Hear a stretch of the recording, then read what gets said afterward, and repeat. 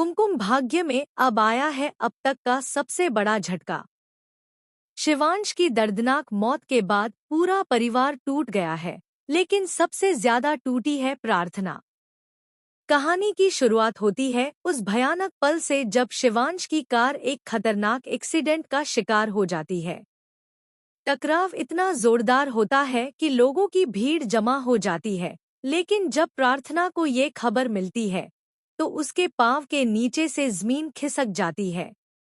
वो बदहवास सी भागती है अस्पताल की ओर, जहां उसे शिवांश का खून से सना शव मिलता है। उसकी चीखें, उसका दर्द सबका कलेजा चीर देता है। शिवांश, तुम मुझे छोड़कर नहीं जा सकते।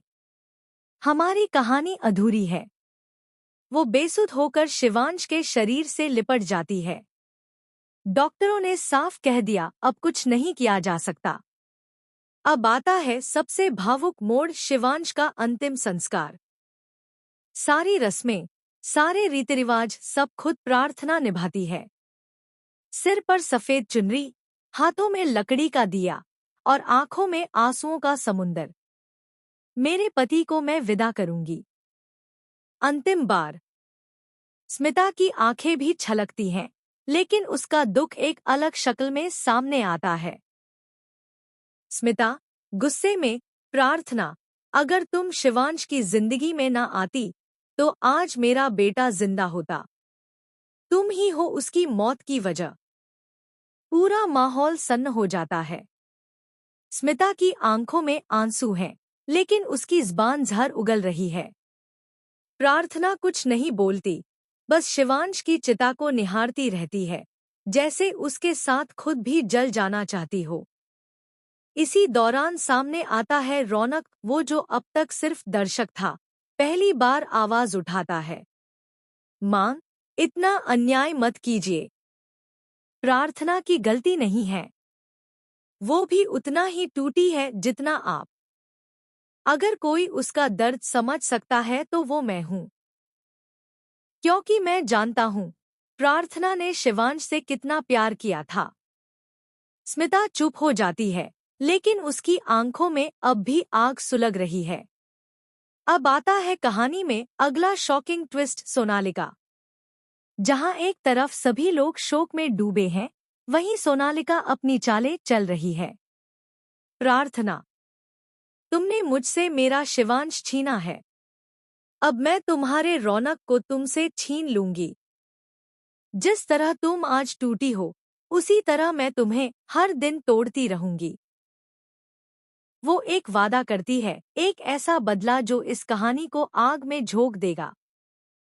प्रार्थना अब पूरी तरह अकेली है, विधवा, टूटी हुई, और यहीं पर समाज की कुप्रथाएं सिर उठाती हैं।